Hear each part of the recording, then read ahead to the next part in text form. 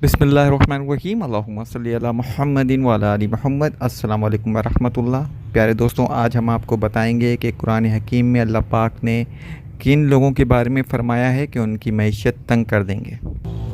तो जनाब सूरह ताहा की आयत नंबर 124 में अल्लाह रब्बुल इज़्ज़त फरमाते हैं, वमन आरदा अन ज़िक्री फ़इन्ना लहू मईशतन दनकौ व नहशुरुहु यौमल क़ियामति आमा।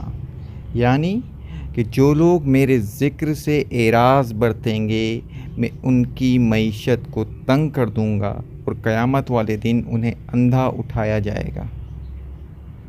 याद रखें, मईशत तंग कर देने से मुराद सिर्फ़ और सिर्फ उनकी माली तंगदस्ती नहीं है।